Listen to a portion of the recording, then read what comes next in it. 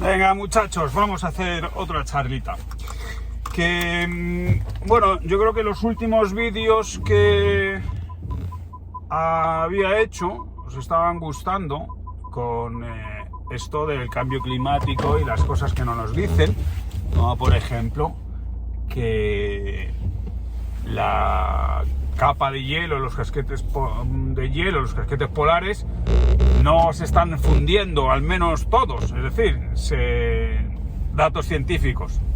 Desaparece o se está fundiendo el casquete polar del Ártico en el norte, está aumentando desde hace un montón de años el casquete polar de la Antártida, en el Polo Sur, y está creciendo mucho, con lo cual los modelos climáticos de los climatólogos no consiguen explicarlo, porque sus modelos, que son estos que lo utilizan para predecir el apocalipsis, son simplemente modelos donde introduce una serie de variables, pero las variables son imposibles conocerlas todas porque son súper diversas, todas las que afectan al clima, y entonces pues fallan porque predicen un deshielo de los polos generalizado en los dos polos, pero sin embargo en la Antártida el polo está creciendo. Después, en cuanto al dogma también del crecimiento o la subida del nivel del mar, pues bueno, no se nos cuenta, o no es un dato que se suele popularizar, el que os hablé en el último vídeo, que es que el nivel del mar está creciendo en el planeta, pero no en todas partes. Por ejemplo, no está creciendo en la península escandinava, sobre todo en Suecia y Finlandia, que tienen un mar interior, porque ahí se está produciendo una elevación de la corteza terrestre como consecuencia del rebote que se estaba produciendo desde la desaparición de los glaciares hace más de 10.000 años. Entonces los glaciares, la acumulación de hielo que había como consecuencia de la última glaciación llamada Worms, pues esa glaciación tenía la península escandinava cubierta de hielo, ese hielo pesaba, la corteza terrestre se hundía en el manto, y como consecuencia de la desaparición de ese hielo al comienzo del Holoceno, es decir, hace 11.000 años, que es cuando empieza a producirse una mejoría del clima, pues entonces desaparecen los grandes casquetes de hielo que había en la península escandinava, y entonces la Tierra sube. Bueno, tampoco no se suele mencionar ese fenómeno de elevación de la Tierra, por ejemplo, cuando se cuenta que ahora, por ejemplo, Finlandia está sometida a tremendas inundaciones. Entonces dicen, no, es el cambio climático. No es el cambio climático, es que simplemente la Tierra en Finlandia, que no es muy montañosa, se está elevando, se eleva más la parte costera que el interior, de forma que los ríos pierden pendiente. Entonces, claro, les cuesta cada vez más desaguar el agua del deshielo en el mar. Y entonces se queda la Tierra, por eso tienen estas inundaciones. Pero eso no se dice, eso no se menciona, ¿no? Todo se imputa al cambio climático, cuando este cambio en la orografía de la península escandinava se está produciendo desde hace 10.000 años. Después, incrementos de la Tierra en el mar, pues en España tenemos un ejemplo que es la Flecha del Rompido, en la desembocadura del río Piedras, como consecuencia de los sedimentos. Ahí se ha creado un espacio bellísimo, que es una barra de arena que separa la costa del Atlántico, y entonces crece 30 metros al año. Ahí no está subiendo, o sea, el mar no se lo está comiendo todo, sino que está creciendo una barra de tierra. Y por ejemplo, digamos el caso más paradigmático de lucha contra el aumento del nivel del mar es Holanda. Holanda crece, Holanda gana terreno al mar, a pesar de que el mar suba, aplicando tecnología e invirtiendo pasta y consumiendo energía procedente de combustibles fósiles, porque por ahora no hay otra que nos garantice un suministro constante y fiable de energía, pues no se ve estar viendo afectados, y por lo tanto ese sería, digamos, un horizonte a tener en cuenta, el proteger nuestras costas. Y de hecho ya hay un concepto que ya se ha generalizado en los países anglosajones, sobre todo en Estados Unidos, que es el de la gran retirada. Es decir, desplazar poblaciones al interior para que, sobre todo en zonas bajas, no se vean afectadas. Y pues bueno, también están haciéndolo en Pakistán, ¿no? Están protegiendo están poniendo solución a los problemas en lugar de, bueno, pues hay que parar las máquinas, nos vamos a morir todos, ¿no? Esto es un poco mi teoría, que lo que hay que dignificar son cuáles son los problemas y adaptarnos a ellos, porque la humanidad lleva adaptándose a las circunstancias cambiantes del clima, porque el clima cambia, por las razones que sean. No se sabe exactamente por qué cojones ha cambiado el clima. Se habla de que las glaciaciones se han podido producir tanto por la excentricidad de la órbita terrestre, a veces que está la Tierra más cerca del Sol, porque se haya modificado el plano de la eclíptica, es decir, la Tierra no gira completamente recta, en ángulo recto con su eje, sino que está inclinada, y por tanto cuando eso se modifica, pues entonces también afecta la cantidad de radiación solar que se tiene, y desde luego explosiones de cometas, impactos de meteoritos. Hace 65 millones de años cayó un meteorito en la Tierra, ¡pum!, llenó toda la atmósfera de polvo y se extinguieron los dinosaurios. ¿Sabes? Al planeta le importó un carajo. Y el planeta siguió girando. Y el ser humano, que ha vivido épocas climáticas complicadísimas, porque la época más fría de la humanidad, la época más fría del mundo, o sea, de la historia de la Tierra, y la época más fría de la humanidad, fue hace 20.000 años. Entonces, hace 20.000 años ya estábamos todos aquí en Europa, y joder, los reinos llegaban hasta la península ibérica. ¿Sabes? Había reinos en España. O sea, del frío que hacía por toda Europa. O sea, es así. Pero bueno, hoy quería hablaros también de otro tema que es interesante, que es el de las enfermedades, ¿no? Porque cuando yo, que he estudiado tanto la historia de la conquista de América, la colonización española, el descubrimiento, la exploración, pues siempre se dice, no, es que los europeos, los españoles llevaron las enfermedades a América y causaron un genocidio. Bueno, esto lo llevaron los europeos, es decir, lo llevamos los españoles en el siglo XV, y si no lo hubiéramos llevado, habrían llegado de todas maneras. O sea, las enfermedades se acaban expandiendo por todo el mundo, como hemos comprobado con el puto COVID. Entonces, a mí esto, no, es que la culpa es de los españoles, no, la culpa no es de los españoles, la culpa es de los virus que se desarrollaron para matarnos.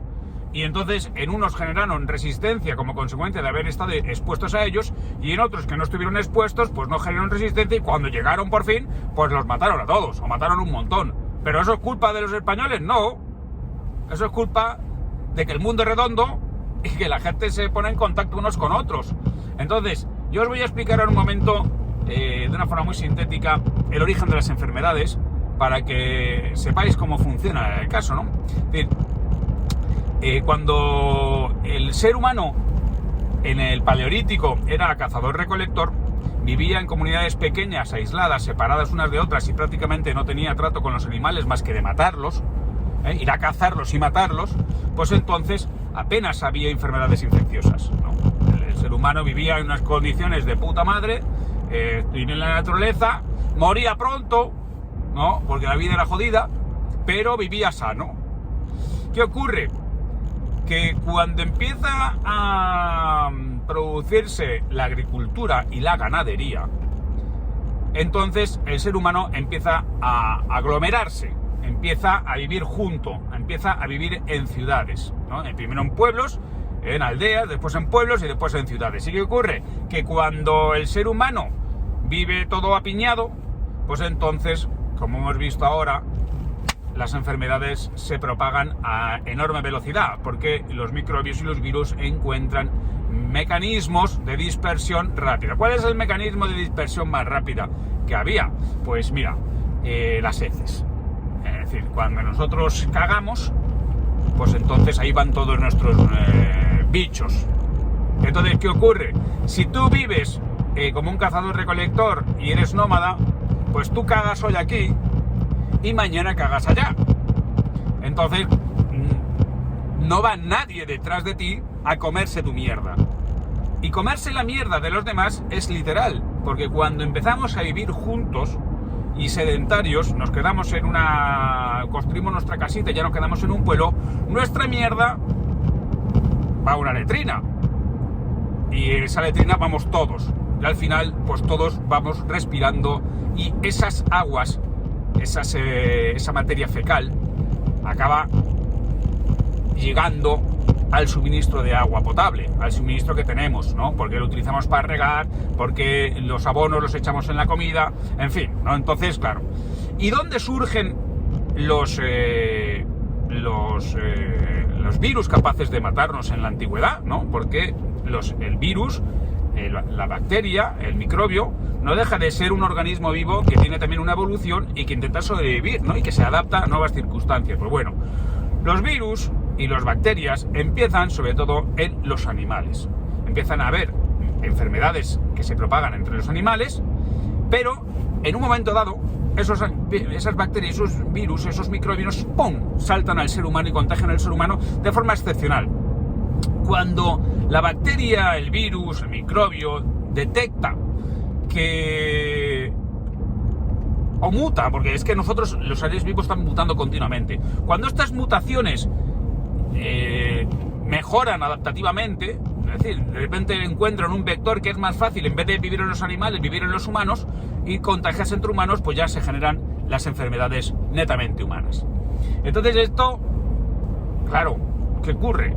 Que las poblaciones que han estado conviviendo con animales en proximidad, es decir, primero, todos tenemos perritos, gatitos, ¡ay, bonito, bonito! Pues estamos ahí en contacto con todas sus miembros. Pues bueno, los seres humanos, cuando empiezan a domesticar los animales, que los animales que se domestican en el mundo son muy pocos comparados con los animales salvajes, pero los que empezaron primero a domesticarse fueron el cerdo, el perro, la oveja, la cabra y la vaca.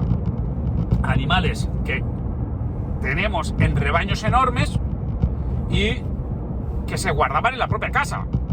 Entonces, imaginaros cómo era la facilidad que esas enfermedades tuvieron de saltar a los seres humanos. ¡Pam, pam, pam! Nos enfermamos todos. Entonces, ¿qué ocurre? Que cuando empezamos a contagiarnos, estamos hablando de hace 7.000, 8.000 años, que es cuando surge la agricultura y la ganadería, en el creciente fértil, que es en la zona de Oriente Medio, y de ahí se expande por todo Eurasia. Entonces se expande con muchísima facilidad. Yo os voy a explicar por qué se expande con muchísima facilidad. Todas estas cosas os las voy a contar después en los documentales bien contados, pero os voy a explicar por qué se expande tan fácilmente por toda Eurasia. Porque estamos hablando de que la zona euroasiática, desde Portugal hasta Vladivostok, es la zona más grande del mundo. Es decir, es gigantesca, es enorme. Entonces, ¿qué ocurre? Que cuando tú tienes un terreno tan largo que se mueve de este a oeste, pues entonces toda la zona está sometida a la misma duración de los días y al ciclo de las estaciones parecidas, porque estamos en la misma latitud. Por lo tanto, cuando llegan los equinoccios, ¡pum!, de primavera y de invierno y de otoño, o cuando llegan los solsticios, pues estamos todos en la misma latitud. Es decir, hace un tiempo parecido entre Turquía, Portugal, España, Italia y China, es un clima parecido. Con lo cual, ¿qué ocurre? Que las especies vegetales que conseguimos domesticar, la agricultura, pues germina al mismo tiempo. En cambio, si tú una especie vegetal que está diseñada para germinar en verano te la llevas al norte o al sur, pues entonces donde las estaciones llegan en otro momento, aquí cuando es invierno es verano y cuando es verano es invierno, pues la semilla se vuelve loca y ¡pum!, y se muere. Y por lo tanto cuesta mucho más trasladar los cultivos del norte al sur o del sur al norte que del este al oeste. Bueno, pues entonces, ¿qué ocurre? Se desarrolla la agricultura y la ganadería en todo el mismo sitio, en la zona euroasiática, mientras que en América apenas se desarrolla la agricultura y la ganadería. Se desarrolla en lo que es la zona andina y se desarrolla en lo que es Mesoamérica, México, y hay una enorme distancia entre ellas y tienen muy pocas especies. De hecho, los únicos animales que consiguen domesticar mamíferos así grandes es el perro y la llama en los Andes, pero la llama jamás llegó a Norteamérica ni a México. Entonces la llama era el único animal grande, mamífero grande, que existía en América, porque todos los demás animales, la megafauna que se llama, se había extinguido hacía 15.000 años, cuando los primeros habitantes humanos de América los mataron a todos. O sea, el primer exterminio de especies animales se produce en América, cuando la fauna grande, porque había ya caballos allí, los matan los primeros habitantes, ¿no?, que llegan del estrecho de Bering. O sea, como veis, a mí esto me parece interesantísimo todo, ¿no? Porque permite explicar muchas cosas. Entonces, ¿qué permite explicar, por ejemplo, por qué se propagó la viruela, por qué se propagaron el sarampión, la varicela, por qué se propagaron de esa forma tan rápida en toda América cuando llegaron los europeos? No porque los europeos llevaran las enfermedades para matarlos, no. Si no hubieran llegado en el siglo XV, hubieran llegado en el siglo XVI, o los americanos hubieran llegado a Europa en el siglo XVIII, cuando hubieran desarrollado la navegación, y se hubieran contagiado, hubieran vuelto a América y hubieran contagiado a todo el mundo. ¿Por qué? Porque no tenían enfermedades contagiosas, porque no habían convivido apenas con animales. Primero, las llamas, que podían haber desarrollado alguna enfermedad en la región andina, las llamas viven sueltas por el campo, no las tienes en tu casa, y desde luego no tenían un gran número, no es como los enormes rebaños de vacas, de cabras, de ovejas que había en Eurasia, y por lo tanto no pudieron desarrollar enfermedades, y apenas, pues bueno, no hubo un desarrollo muy directo, muy grande de la ganadería, y aunque había comunidades, digamos, densamente pobladas, pues no habían desarrollado estas enfermedades. Y por tanto, por eso, cuando los europeos llegaron a América, trajeron un montón de enfermedades para las cuales ya estaban inmunizados, porque llevábamos desde hacía 8.000 años conviviendo con ellas. Sin embargo, los americanos, que no habían desarrollado esas enfermedades, apenas, o sea, no trasladaron ninguna enfermedades que nosotros nos trajéramos del Nuevo Mundo y que infectaran Europa. La única que se supone que vino de América es la sífilis, pero todavía no hay pruebas definitivas, pero se supone que la sífilis vino de América. Y la sífilis, en 100 años, porque viene aquí en el siglo XV, pues en 100 años la sífilis muta, se transforma completamente en una enfermedad diferente. La sífilis al principio era tan agresiva que se te caía la cara, literalmente. Te morías rápido, pero completamente comido, como la lepra. Y sin embargo, las enfermedades procuran, los virus y los microorganismos y las bacterias van mutando para matar menos gente. ¿Por qué? Porque lo que quieren es tener más tiempo el alimento. Es decir, si tú te infectas y te mueres rápidamente, pues el virus se muere también. En cambio, si tú te infectas y te quedas años de latencia, pues el virus está ahí alimentándose y creando más virus, ¿no? Pues entonces, ¿qué ocurre? En 100 años la sífilis pasó de convertirse en una enfermedad que mataba a la gente inmediatamente, atrozmente, ha pasado a convertirse simplemente en una enfermedad que tiene como síntomas úlceras genitales, y también te acabas muriendo, pero al cabo de años, ¿no? Bueno, pues eso es el caso. Pero enfermedades que los europeos recibieron de otras latitudes, pues es la peste negra, la peste bubónica, venía de Asia. O sea, porque se había desarrollado allí, y entonces se supone que la trajeron las ratas. Y entonces, pues fue una de las mortandades más inmensas que ha vivido Europa. Y después ha habido otras enfermedades que han impedido la colonización rápida, porque igual que se colonizó muy rápido Sudamérica, después la colonización de las latitudes tropicales en Asia y sobre todo en África fue muy lenta. ¿Por qué? Porque había allí unas enfermedades que diezmaban a los europeos: la malaria, la fiebre amarilla y el cólera, ¿no? Entonces, hasta que no se consiguió, digamos, vacunas y tratar estas enfermedades, para los europeos que iban al trópico, ¡buah!, era tremendo, ¿no?, estas enfermedades, ¿no? Pero no se implantaron en las latitudes medias. Sin embargo, otras enfermedades sí llegaron, a Sudamérica. Y bueno, quizás os llame la atención pensar por qué el caballo, que por ejemplo los árabes manejaban también, porque el caballo, que lo vemos en las películas del desierto, porque el caballo nunca llegó al África tropical. los caballos nunca se adaptaron a la África tropical, porque los mataba la mosca tsetse. Entonces, el caballo nunca fue una especie que se pudiera trasladar a África, otro lugar donde tampoco había animales para ser domesticados, porque si vosotros pensáis, si los europeos prácticamente dominamos el mundo subidos a caballo y con embarcaciones, ¿por qué los africanos no domesticaron a las cebras? Porque las cebras no se pueden domesticar.